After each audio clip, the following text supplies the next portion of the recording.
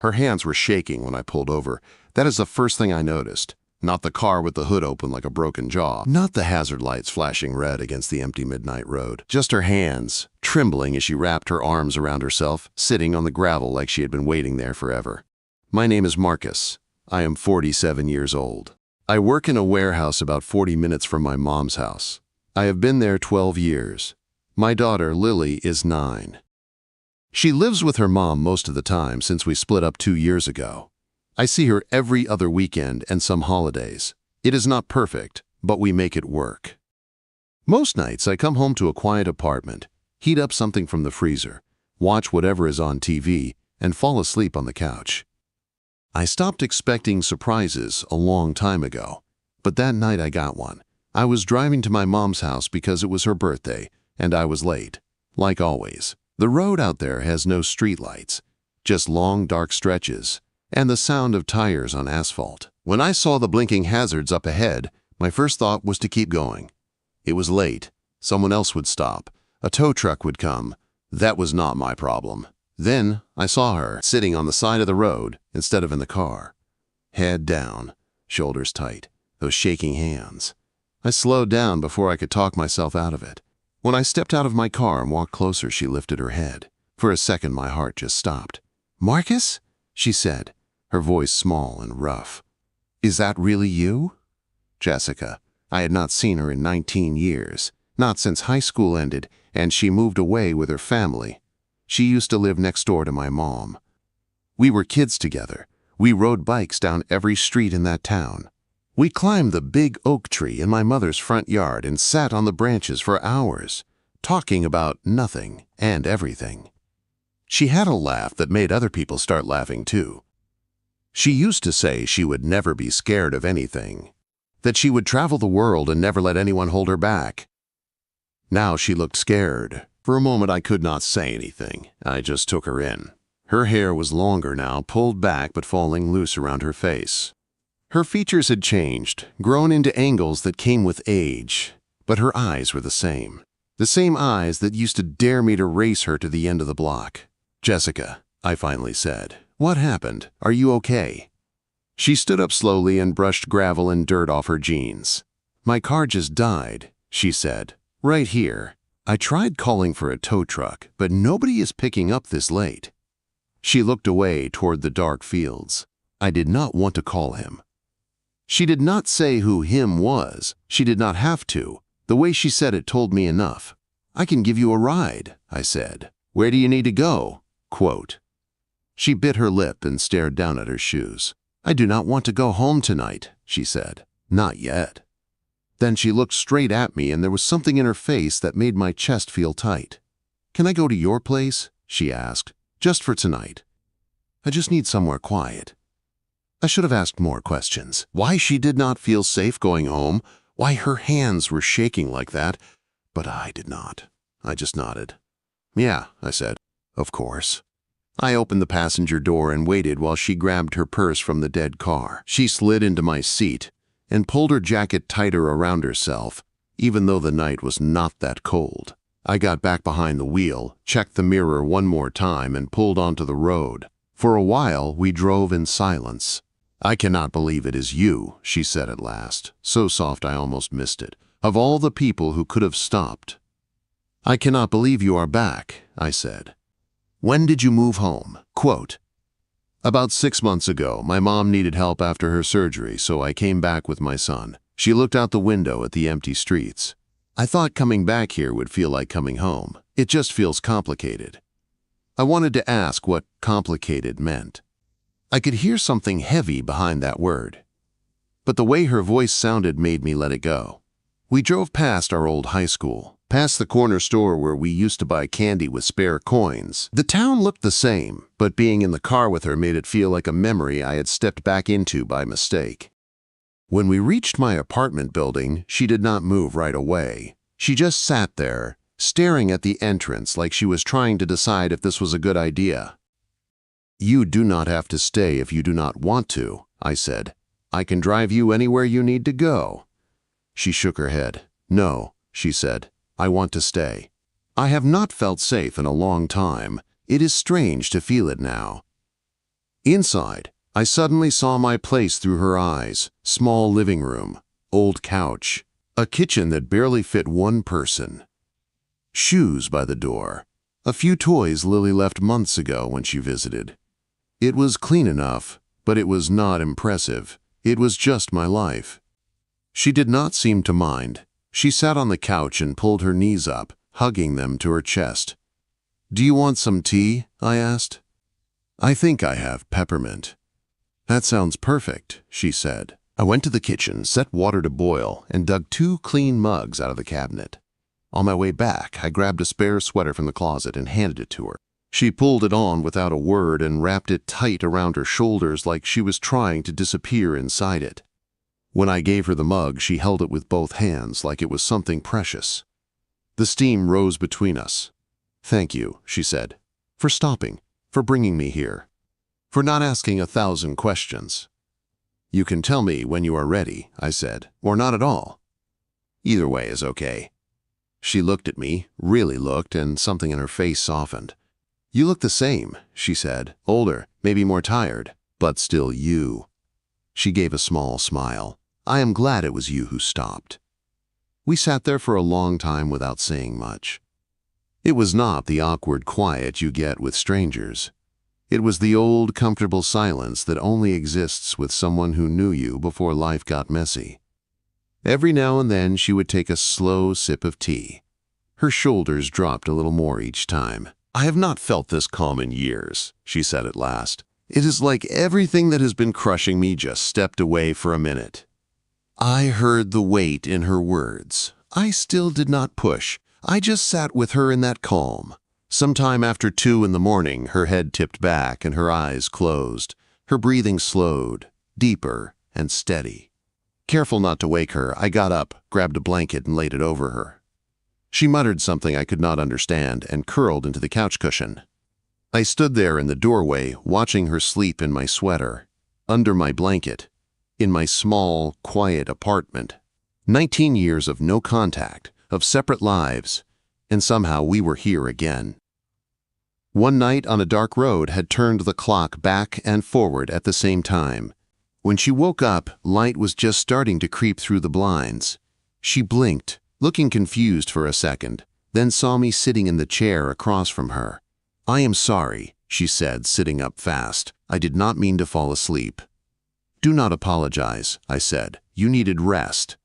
She held the blanket closer. "I should probably go home," she said. "My son will be wondering where I am." "I can drive you," I said. She nodded, then hesitated. "Marcus, when we get there, my son might not be very friendly. He has been through a lot. He does not trust people easily anymore." "That is okay," I said. "I understand." The house next to my mom's looked almost exactly the same as it did when we were teenagers. White paint, a little more peeled now near the roof. The front garden her mom used to keep perfect. I pulled into the driveway and turned off the engine. Before Jessica could open her door, a boy came running out. Tall for his age, dark hair like hers, eyes that looked too old for his face. "Mom," he said, rushing to her side as she stepped out. "Where were you? You did not answer your phone." Grandma was freaking out. "I am sorry, sweetheart," she said. "My car broke down and my phone died. This is Marcus. He helped me." The boy, Ethan, turned to look at me. His whole body went stiff. "Who is he?" he demanded. "I told you," Jessica said. "He helped me when my car stopped. He gave me a place to stay until morning." "You stayed at his house?" Ethan's jaw tightened. "You do not even know him." "Actually, I do," she said. "We grew up together. He used to live right there." She pointed at my mom's house next door. It did not seem to calm him. He kept staring at me, like I was one more bad thing that might happen to them. Before any of us could say anything else, a truck horn blared from down the street. A pickup rolled to a stop at the curb, and a man leaned out of the window, glaring. "Jessica!" he shouted. "We need to talk! Now!" Jessica froze. Ethan stepped in front of her without even thinking. "Go away, Dad," Ethan called. So that was him, the ex.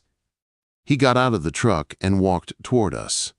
He looked about my age, maybe a little younger, clean cut, in a nice jacket, but his face was hard and tight with anger. "Where were you all night?" he snapped.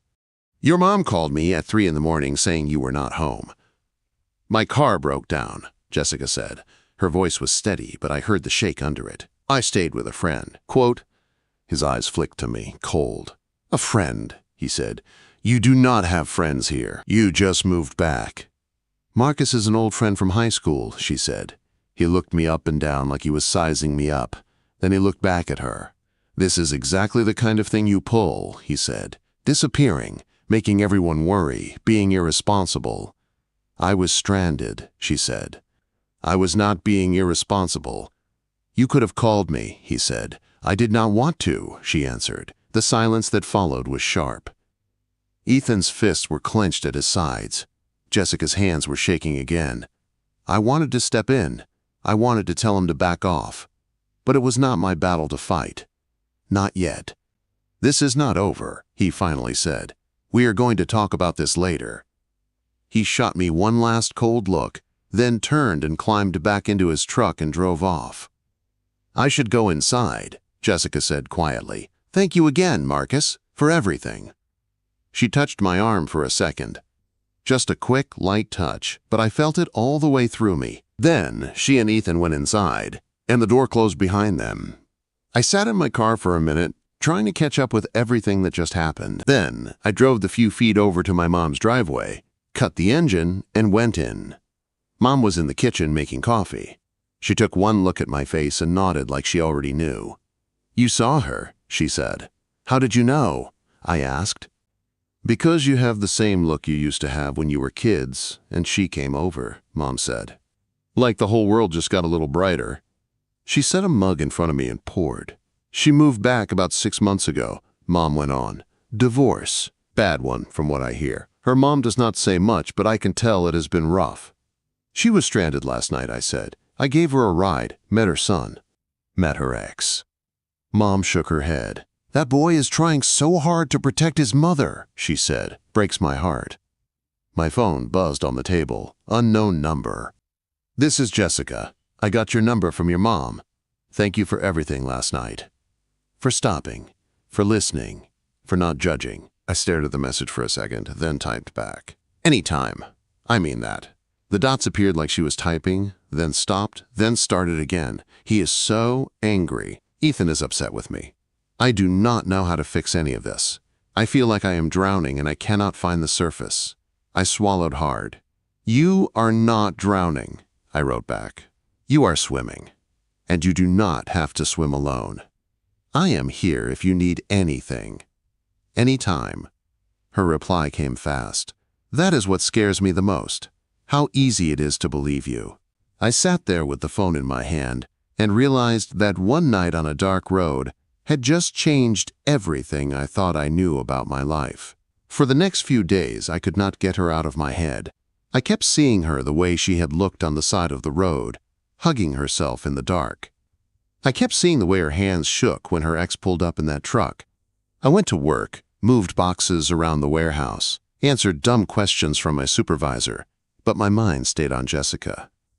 One afternoon, my phone buzzed while I was loading a pallet. I am taking Ethan to the library today, her text said. If you are around, you do not have to avoid us. I stared at the screen. I had not even realized that was what I was doing, but she was right. I was keeping my distance because everything felt so complicated. What time? I typed. 3. I got to the library 15 minutes early. I walked through the quiet aisles until I saw them near the history shelves. Ethan spotted me first. His shoulders tensed right away. He did not say anything, but his eyes went sharp. Jessica was sitting on one of those hard wooden chairs, holding a book but not really reading it. When she noticed me, her face changed. The tightness around her mouth eased, and she let out a breath like she had been holding it all day. Hey, I said. Hey, she answered, standing up. I did not think you would actually come. Why not? I asked. She gave a small, tired smile. Because most people run when things get complicated, she said, and my life is very complicated right now. We sat at one of the long tables. Ethan stayed a few feet away, pretending to check out books but watching us from the corner of his eye. Jessica rested her hands on the table, fingers linked together. I noticed they were not shaking as much as before. He is trying, she said quietly, nodding toward Ethan. It has been just the two of us for a long time. He thinks he has to protect me from everything. Maybe he does, I said, but he does not have to protect you from me. Her eyes met mine. For a moment we just held each other's gaze like that, both of us remembering those days in the oak tree, those late summer nights when life felt simple. I do not know what I am doing, she whispered. I came back here thinking it would be easier, that being near my mom would help, but it is just hard in different ways. What made you leave after high school? I asked. You were just gone one day. My dad got a job in another state, she said. We moved fast. I did not get to say goodbye the way I wanted to. Then life just kept moving. College, marriage. Ethan. By the time I thought about coming back, it felt like too much time had passed. It is never too late, I said. She gave me a sad little smile. I used to think that, she said. Then I spent 8 years in a marriage where I was told I was always wrong, always making mistakes, always the problem. You hear that long enough, you start to believe it. Something hot rose in my chest. You are not the problem, I said. How do you know? She asked. You have not seen me in 19 years. Because I remember you, I said. You were brave and smart and kind. People do not change that much at the core. Her eyes filled with tears. She blinked fast, trying to keep them from falling. You do not know how much I needed to hear that, she said. Ethan walked over then. Mom, we should go soon, he said. Grandma wants us home for dinner. Jessica stood up. Before she left, she reached out and touched my hand. Just a quick brush of her fingers like she was not sure she was allowed. Can I see you again? She asked. Not like a date, just as a friend. I could really use a friend right now. Any time, I said. I mean it. 3 days later, I showed up at her door with a cookbook in my hand. I could have given it back at the farmer's market where she had lent it to me.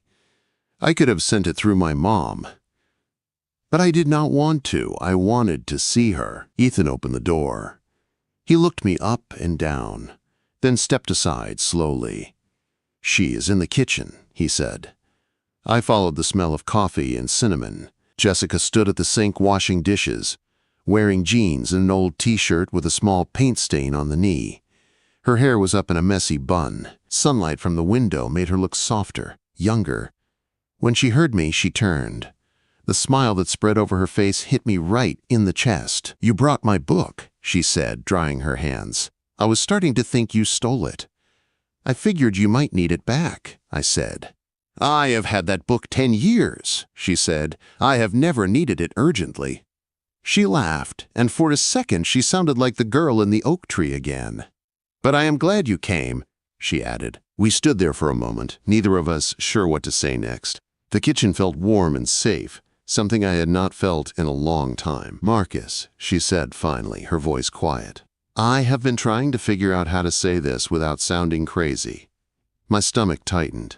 Say what? I asked. I keep telling myself to slow down, she said. To be careful, that I just got out of a bad marriage and I should not jump into anything. But every time you are around, I feel different, lighter, like maybe I am allowed to want something good again.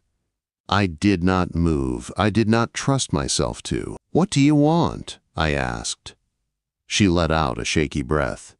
I do not know yet, she said, but I know it has been a long time since I felt safe enough to even ask myself that question. She stepped forward then, not breaking down, not crying, just leaning. She rested her forehead against my chest like she had been carrying weight for years and finally let someone help hold it. My arms went around her on instinct. I held her there, steady and careful. I could feel her heartbeat against my ribs. Slowly, I felt the tension leaving her shoulders. We stayed like that for a long time. It felt like if I moved, the moment would break. Then there was a sharp knock at the front door. Jessica tensed in my arms. I did not have to ask who it was. I already knew. I have to get it, she said. You do not have to do anything, I said. You can let him knock all day. I need to face him, she said. I cannot run forever. She pulled away and walked toward the front door. I followed, staying a few steps behind her. Her ex, Derek, stood on the porch, arms crossed, jaw tight. We need to talk, he snapped. Not today, Jessica said. Her voice was firm but low. I am busy. Yes, today, he said. You have been dodging my calls for weeks. This is about Ethan. This is about you dragging him through your drama again. I am not dragging him through anything, she said. I am trying to build a normal life. His eyes flicked past her and landed on me. They narrowed. This is about him, right? He said. You are already replacing me. You replaced yourself a long time ago, she said. And Marcus has nothing to do with that. I am Ethan's father, he snapped. I will always be part of your life. Being a father does not give you control over mine, she said. Something in me snapped then. She asked you to leave earlier, I said, stepping closer. You should listen. He turned his glare on me. Who are you? He asked. Her bodyguard? I am someone who actually cares about her, I said. That is more than I can say for you from what I have seen. His fists clenched. For a second, I thought he might hit me. My heart pounded, but I did not step back. Then Ethan appeared in the hallway behind us. Mom said go, Ethan said. His voice was flat, but there was steel in it. So go. Derek looked at his son. Something in his face shifted, like the anger could not quite cover the shame underneath. This is not over, he muttered. Yes, it is, Jessica said. He stared at her one last time, then turned and walked back to his truck. A moment later, the engine roared and he drove away. When the sound faded, the house went quiet. Jessica closed the door with shaking hands and leaned her back against it. Her whole body trembled. You were amazing, I said. I was terrified, she whispered. You did it anyway, I said. You did not back down. She looked at me with wet eyes. I do not think I could have done that alone, she said. Thank you. Ethan was still standing there, watching us. For the first time, he did not look angry. He just looked tired. Thank you, he said quietly, for standing up to him. Any time, I said. Jessica took a deep breath and turned to both of us. Stay for dinner, she said to me. If you want. Are you sure? I asked. I am sure, she said. I am tired of being scared in my own house. In that moment, standing there with her son between us and her ex finally gone, I realized something. This was not just about one night on a dark road anymore. This was about all the nights after, and all the choices we were going to make from here. Dinner that night felt like stepping into a life I did not know I wanted until I was sitting in the middle of it. Jessica made spaghetti, nothing fancy. Just pasta, jar sauce with some extra seasoning, garlic bread from the oven. Ethan set the table without being asked. I offered to help, and he handed me forks and plates like we were working in the same restaurant. We ate in the small dining room, all three of us. The overhead light buzzed softly. The TV in the living room played some old show on low volume. It was normal, quiet. But under that quiet, something was different. So, you work in a warehouse? Ethan asked suddenly, stabbing his spaghetti. Yeah, I said. We ship all kinds of stuff. Tools, furniture, random things people order online. Do you like it? He asked. I thought about it. No one ever really asked me that. It is not my dream job, I said, but it pays the bills. And I like some parts. I like the routine. I like knowing what I am doing. I like the guys I work with. He nodded, like he was storing that away, like he was trying to decide if I was someone he could trust. Jessica watched us with a soft smile, like seeing Ethan talk to someone who was not yelling at her or him was a new thing. After dinner, Ethan went upstairs to work on homework. Jessica and I stayed in the kitchen washing dishes. She washed. I dried. It felt strangely natural, like we had done this 100 times. My mom invited us over tomorrow night, I said, putting a plate in the cabinet. Lily will be there too. Jessica paused with her hands in the soapy water. Are you sure? She asked. That is a big step. I do not want to make things weird for your daughter. You will not, I said. She is curious. She knows I have been talking to someone. Talking? Jessica repeated with a small laugh. Okay, I said. Talking, helping, worrying about, thinking about. She knows I care about you, even if I did not say it like that. Jessica looked down, her lips pressing together like she was trying not to smile too much. "If you are sure," she said, "then yes, we will come." The next evening, I picked up Lily from her mom's place. She climbed into the back seat, backpack full of colored pencils and a sketchbook. "So this is the night," she said. "What night?" I asked. "The night I meet the lady from your phone," she said simply. I almost choked. "What does that mean?" I asked. "You smile when you get messages," she said. "You never used to do that." I did not have an answer for that, so I just drove. We pulled into my mom's driveway. Jessica's car was already next door. Mom had invited them over early to help with dinner, which really meant so I can quietly inspect this man who is circling my son again. Inside, the house smelled like roasted chicken and potatoes. Mom moved around the kitchen like a general in an apron. Jessica stood at the counter chopping carrots. Ethan leaned against the fridge, scrolling on his phone but paying attention to everything. "Hi," Jessica said when she saw us. She wiped her hands on a towel and bent down a little. "You must be Lily." Lily peeked at her from behind my arm. "Are you Jessica?" Lily asked. "Yes," Jessica said. "Your dad talks about you all the time." Lily squinted up at me. "He talks about you too," she told Jessica. "He smiles when he reads your messages." My face went hot. Jessica laughed, a real laugh. "Does he?" she asked, looking at me with a glint in her eye. "Traitor," I muttered to Lily, but I was smiling. Ethan stood in the doorway, hands shoved in his pockets. He looked nervous, more nervous than he did when his dad had shown up. Lily turned to him. "Do you want to see my drawings?" she asked. "I brought them." He hesitated for half a second, then shrugged. "Sure," he said. They disappeared into the living room. I heard Lily talking at full speed about a dragon she drew. Ethan did not say much, but he listened. That alone felt big. At dinner, we sat around the same table I had grown up at. My mom at one end, me at the other. Jessica and Lily on one side. Ethan on the other. It felt strange and right at the same time. Mom told stories like she always did. About the time Jessica and I tried to build a treehouse in the oak tree, and it collapsed 10 minutes after we climbed down. About the time we got lost in the woods behind the houses and came back covered in mud. "I forgot about that," Jessica said, laughing so hard she wiped tears from her eyes. "I thought your mom was going to ground us for the rest of our lives." "I was terrified," Mom said. "You were gone for 3 hours, but when you came back, you were holding hands, and I could not say anything but thank God." Ethan looked between us like he was seeing part of his mother's life he had never heard about. After dinner, we all went out to the back porch. The air was cool, and the sky was clear enough to see a bunch of stars. Lily sat between Jessica and me, pointing out shapes she thought looked like animals.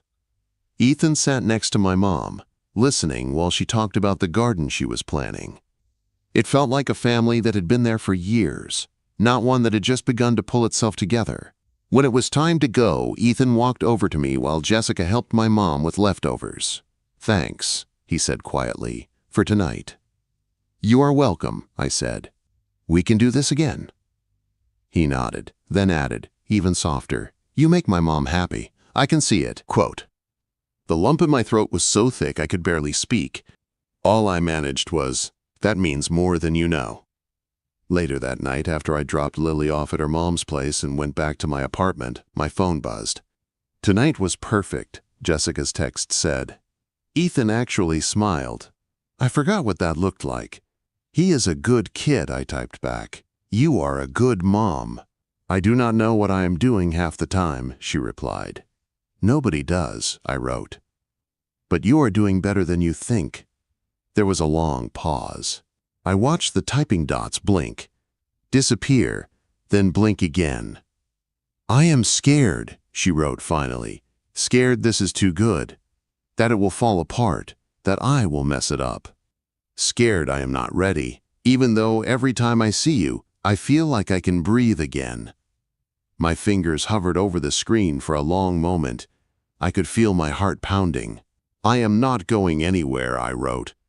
"Not unless you ask me to. I am here. With you. In this." Her answer came slower this time. "Okay," she wrote. Then another message. That is what scares me and what makes me hopeful at the same time. 2 weeks passed in that strange, fragile new rhythm. I went to work, I saw Lily, I saw Jessica and Ethan. Sometimes they came to my mom's, sometimes I went to their house. We cooked dinners together, we helped Ethan with homework. We played board games that Lily always cheated at. We did normal things. But underneath all of that normal, something was building. One afternoon at the warehouse, I was standing in the aisle between shelves of boxed-up things, holding a clipboard, mind far from where my body was. I was thinking about the way Jessica looked when she laughed, the way she touched my arm when she wanted my attention, the way she looked at me across a room full of people, like I was the only one there.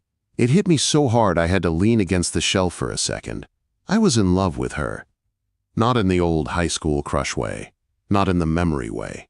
This was something built on long talks and scary days and small moments, on watching her fight for herself, on watching her hold her son together, on watching her soften when Lily wrapped her arms around her waist like she had always belonged there. That night, we ended up back at my mom's house. Thursday dinner had become a habit. Lily and Ethan chased each other in the backyard, trying to catch early fireflies. Mom was in the kitchen washing dishes. Jessica and I sat on the back steps. The sky was streaked orange and pink. The air smelled like cut grass. "Can I ask you something?" I said.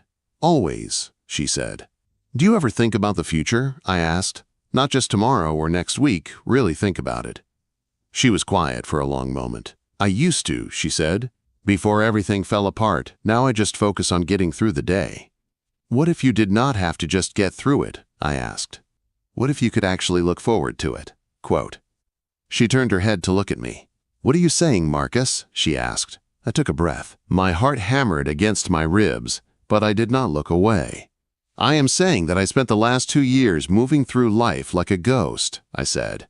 "Work, home, sleep, repeat. Then I saw you on that road, and everything changed. I started wanting things again. I started imagining something more than just getting by." "More?" she asked softly. "More nights like this," I said. "More dinners. More kids laughing in the yard. More mornings where you wake up and do not feel alone." Her eyes shone in the fading light. She looked scared and hopeful at the same time. "You do not have to answer," I said quickly. "I just needed you to know where my head is." She stared at the yard for a moment, watching Lily and Ethan run through the grass. Then she leaned a little closer, our shoulders touching. "I do think about the future sometimes," she said, "but it is the first time in a long time that my picture of it is not empty." She turned to face me fully, so close I could feel her breath. "And in that picture," she said, her voice barely above a whisper, "you are there." My chest felt too tight for my lungs. "Jessica," I said. "I am not ready to say everything yet," she said. "Not out loud. I am still scared. I am still healing. But I want you to know this. I do not feel alone anymore. Not when you are around. Not when I think about what comes next." Lily's voice cut through the moment. "Dad," she yelled from the yard, "we saw a shooting star!" "Make a wish," I shouted back, still looking at Jessica. "I already did," she said quietly. My skin tingled. That night, after I dropped Lily off and drove home, Jessica texted me one more time. "I am not ready for big words yet," she wrote, "but I am ready to keep choosing this. Choosing you. One day at a time." I stared at that message for a long time. Then I typed back, the only thing that felt right. "I will be here for every day you choose." What I did not add was this. The next time we sat on that porch, under that same sky, I planned to tell her the truth. That I loved her, and I wanted a life with her for real. 2 weeks after that night on the porch, I knew I could not wait any longer to say it. The words sat in my chest all day at work. Every time I lifted a box or scanned a label, I felt them pressing harder. By the time my shift ended, my hands were shaking the same way hers had that night on the road. Thursday dinner at my mom's house had become our routine. I picked up Lily and we drove over together. She hummed some song in the back seat while I rehearsed the same 4 words in my head. When we got there, Jessica and Ethan were already in the kitchen helping my mom. Ethan and Lily took off for the backyard as soon as they could. Fireflies were everywhere now. Summer was coming in slow and warm. After dinner, Mom shooed the kids outside again and remembered some dishes she had to wash alone inside. That left Jessica and me on the back porch, just the two of us. The sky was turning deep blue. Crickets hummed in the grass. My heart thumped so hard, I thought it might shake the boards under us. "Jessica," I said. She turned her head toward me. "Can I ask you something?" I said. "You can ask me anything," she said. I took a breath and stepped off the ledge I had been standing on for weeks. "Do you see me in your future?" I asked. "For real, not just in your head when things feel calm, but in the hard days too?" Quote. She stared at me for a long moment. Then she smiled, but it was a nervous smile. Her fingers twisted together in her lap. "I do," she said. "That is what scares me and what keeps me going at the same time." I moved closer until our knees touched. "I need you to know something," I said. "No more halfway. No more guessing. I am in this. All the way. I am done pretending I am not." Her eyes searched my face. "Marcus," she whispered, "what are you trying to say?" I laughed once, low and nervous. "I am trying to say that I love you," I said. "Not just as an old friend or a safe place or a familiar face. I love you. I love the way you fight for Ethan.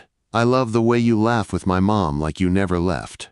I love the way you let yourself be scared and still keep going. I love you." The words hung in the air between us like they were made of glass. For a second, I thought I had pushed too hard. Her eyes filled fast, and she looked down at her hands. Then she reached out and took mine. "I was trying not to say it," she said. "I kept telling myself it was too soon, that I was too broken, that loving you would just make more trouble.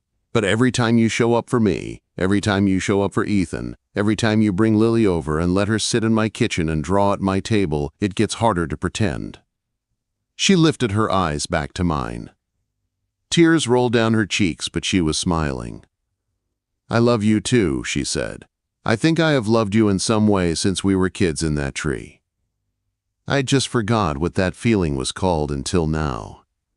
Something inside my chest loosened. I let out a breath I felt like I had been holding for 19 years. I leaned in, slow, giving her plenty of space to pull away. She did not. She met me halfway. The kiss was soft and sure and full of all the words we had been circling around for weeks. Her hands slid up to the back of my neck. Mine settled at her waist. A small voice from the yard cut through us. "Dad," Lily squealed. "Did you just kiss her?" Another voice laughed. "Told you they would," Ethan said. We broke apart, both laughing and wiping at our faces. "Were you two spying on us?" Jessica called. "Maybe," Lily yelled back. "A little." My mom appeared in the doorway with a dish towel in her hands and a smile on her face. "Well," she said. "About time." That night felt like a turning point. Not the end of anything, but the start of something real. The next few months moved both fast and slow. There were small fights about bedtimes and homework. There were court dates for final divorce papers. There were days when Jessica felt strong, and days when she felt like she was sliding backward. There were moments when Ethan shut down and would not talk to anyone, then later came to sit next to me on the couch without saying a word. Through all of it, we stayed. We kept showing up, we kept cooking dinners, we kept Thursday nights at my mom's. We made a new kind of normal. 3 months after we first said I love you, I bought a ring. It was simple.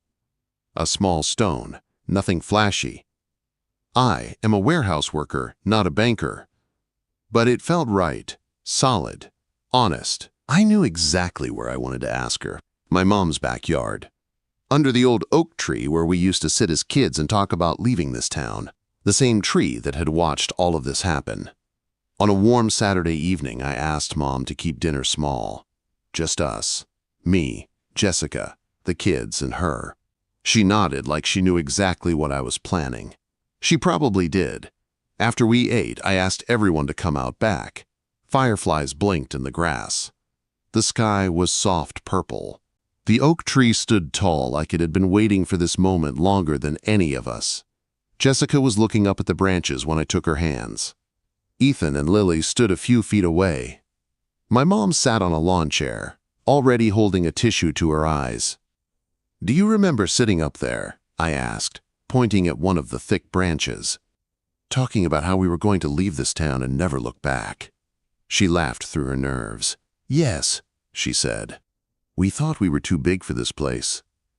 "I used to think that," I said. "But now I think maybe we just had to leave and come back to understand what home really was." Her eyes narrowed like she was starting to catch up.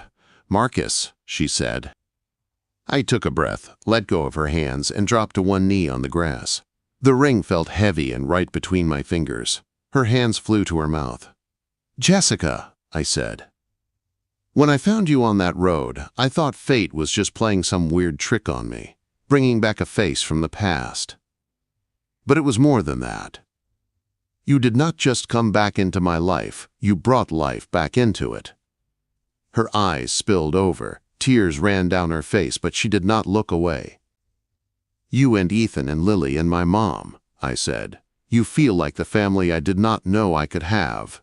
I want to spend the rest of my life showing you that you are not a problem to fix. You are a person to love." I opened the small box. "Will you marry me?" I asked. "Will you build this life with me for real?" She nodded before she could even form words. "Yes," she finally managed. "Yes. 1,000 times yes." I slid the ring on her finger. It looked right there, like it had been waiting for that hand all along. She pulled me up and kissed me. The kids cheered. My mom actually sobbed out loud. We kept the wedding small. Just family and a few friends in the same backyard, under the same oak tree. Jessica wore a simple white dress with her hair down. I wore the only suit I own. Lily stood next to Jessica, holding her bouquet. Ethan stood beside me, straight-backed, like he was guarding something important. When it was time for vows, Jessica went first. "I spent a long time thinking I had missed my chance at happiness," she said. "That I had messed up too many times, trusted the wrong person, stayed too long in the wrong life. Then you stopped on that road." Her voice shook, but she kept going. "You did not just give me a ride," she said. "You gave me a place to breathe. You let me rest. You believed me when I said I was drowning, and you did not try to fix me. You just stayed. I promised to stay with you too, to build a life that is honest and kind and worth the hard days it took to get here." Quote. I cleared my throat and read mine. "I used to think my life was done growing," I said. "That what I had was all there was going to be, a job, an apartment, every other weekend with my daughter. Then I saw you again, on that road at midnight, scared and shaking but still trying." I looked at her and at Ethan and at Lily.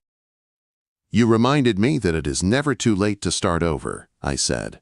"That family is something you can choose. I promise to show up, to listen, to stand between you and the storm when I can and sit with you in the rain when I cannot. I promise to love you, Jessica, every day, even on the days when you do not feel easy to love." We kissed. It felt like the world had been moving us to that moment for years. At the little reception in the yard, Ethan surprised everyone by standing up with a shaky paper in his hand. "I did not trust Marcus at first," he said. "I thought he would be like other adults who show up and leave." But he did not leave. He came to dinners. He helped with homework. He stood up to my dad when I could not. He made my mom laugh again. I had not seen her laugh like that in a long time. He looked at me. "Thank you," he said, "for loving my mom, for loving me too." I had to blink hard to keep my own eyes clear. Then Lily stood up. "I am happy," she said, "because I always wanted a big brother, and now I have one. And Jessica makes the best pancakes." Everyone laughed. Jessica wiped her eyes. My mom held her tissue like a flag. Later that night, after everyone had gone and the kids were asleep inside, Jessica and I sat on the porch steps, just like we had so many evenings before. The night was quiet. The stars were bright. The oak tree was a dark shape against the sky. "Do you ever think about that first night?" I asked. "By the car?" "All the time," she said. "I never told you this part." She looked down at her hands, twisting the ring on her finger. "I was planning to leave that night," she said. "I was going to pack up Ethan and drive until the tank ran out. I was going to disappear and start over somewhere new where no one knew us. I did not care where. I just could not stay here anymore." Quote. My stomach tightened. "What changed?" I asked. "You stopped," she said simply. "You stopped when you did not have to. You helped me, without asking what I could give you back." And I thought, maybe I do not have to run. Maybe I can stay and build something better right where everything fell apart. She leaned her head on my shoulder. I wrapped my arm around her. "I am glad your car broke down," I said. She laughed softly. "I am glad you were late to your mom's," she said. We sat there for a long time, watching the sky. The house behind us was full of the soft sounds of kids sleeping and my mom moving in the kitchen. The kind of sounds that mean you are not alone. I realized I felt something I had not felt in years. Peace. The kind that settles into your bones and whispers that you are exactly where you are supposed to be. "I love you," I said. "I love you too," she answered. At midnight, months after that first strange night on the road, I looked over at my wife, resting against me on the porch, and understood something. Love does not always show up when you are looking for it. Sometimes it shows up broken down on the side of a dark road. Sometimes it shows up in a shaking hand that just needs somewhere safe to land. You just have to be willing to stop.